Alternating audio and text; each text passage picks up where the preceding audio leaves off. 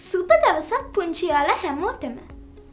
මේ වෙද්දි මාත් එක්ක එකතු වෙලා නිර්මාණ ගොඩක් ඔයාලා හදලා තියෙනවා. අද අපි තවත් අලුත් නිර්මාණයක් කරන්නයි යන්නේ. මම හිතනවා පුංචි යාලා මේකට ගොඩක් කැමති වෙයි කියලා. මොකද අද හදන ක්‍රීඩාව අපි පොඩි කාලේ ඉඳලම පරිගණක ක්‍රීඩාවක් විදිහට සෙල්ලම් කරලා තියෙන එකක්. අද බලමු අපි කොහොමද තනියම මේ ක්‍රීඩාව හදන්නේ කියලා. එහෙනම් අපි වෙනදා වගේම පටන් ගමු. මුලින්ම start project button එක ක්ලික් කරන්න. site එක open වෙනකොට how it works කියන button එක ක්ලික් කරන්න.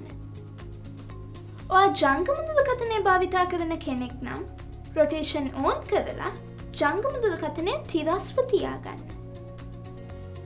දැන් ඔයා ස්ප්‍රයිට් ලැබ් එකට ඇතුල් වෙනවා.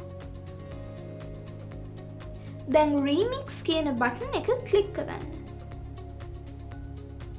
දැන් rename බටන් එක ක්ලික් කරන්න.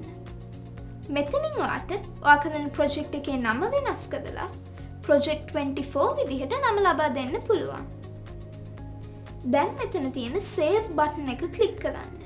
දැන් ඔයා ප්‍රොජෙක්ට් එක පටන් ගන්න ලෑස්ති.